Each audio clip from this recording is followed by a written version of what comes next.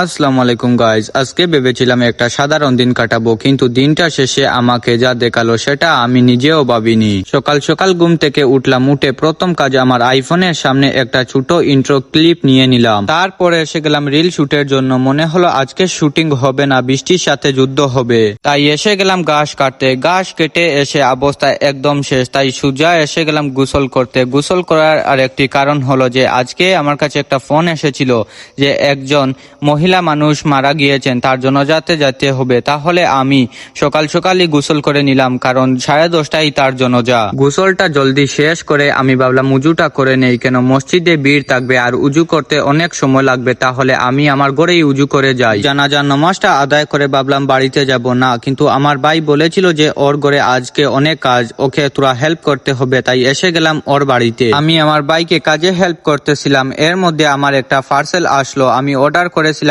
IPhone 15 এর cover, কিন্তু parcel খুলে দেখি ভাই এ তো আইফোন 12 এর কভার। ফ্লিপকার্ট আমার সাথে ভালো একটি প্র্যাঙ্ক করে দিয়েছে। আমি ফ্লিপকার্টে একই কথা বলবো, ফ্লিপকার্ট তুমি আমাকে চিনো না, আমি যদি প্র্যাঙ্ক করতে লাগি তোমার হাওয়াটাই বেরিয়ে যাবে। ব্লগটা ওখানেও শেষ করে নিলাম, কিন্তু সাবস্ক্রাইব করলে না, ওয়ারনা গরিব কি পাপ লাগ যায়গা।